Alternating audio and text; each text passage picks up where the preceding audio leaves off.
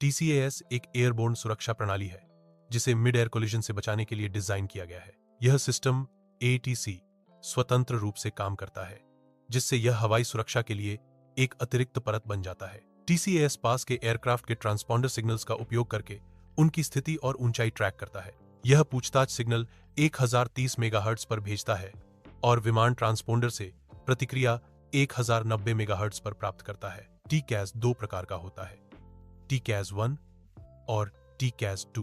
TCAS 1 छोटे aircraft में उपयोग किया जाता है। TCAS I केवल ट्रैफिक एडवाइजरी TA देता है, पायलट को आसपास ट्रैफिक होने की चेतावनी देता है। TCAS 2 बड़े कमर्शियल एयरक्राफ्ट में लगाया जाता है। TCAS 2 न केवल TA देता है बल्कि रेजोल्यूशन एडवाइजरी RA भी देता है। रेजोल्यूशन एडवाइजरी RA पायलट को सीधा आदेश देता है, जैसे क्लाइंब या डिसेंड। जब दो विमान एक दूसरे के करीब आते हैं तो TCAS समन्वय शुरू होता है। प्रत्येक विमान का TCAS दूसरे विमान के TCAS के साथ समन्वय करता है। यह अलग अलग मनूवर का सुझाव देते हैं ताकि टकराव से बचा जा सके। एक विमान को चढ़ने का आदेश मिल सकता है जबकि दूसरे को नीचे उतरने का। यह समन्वय टकराव से बचने के लिए महत्वपूर्ण है। TCAS कॉकपिट डिस्प्ले पर अलग अलग सिंबल दिखाता है। सफेद या नीला डायमंड सामान्य ट्रैफिक को दर्शाता है। पीला सर्कल संभावित खतरे TA का संकेत देता है। लाल स्क्वायर तुरंत खतरे RA के लिए प्रदर्शित होता है।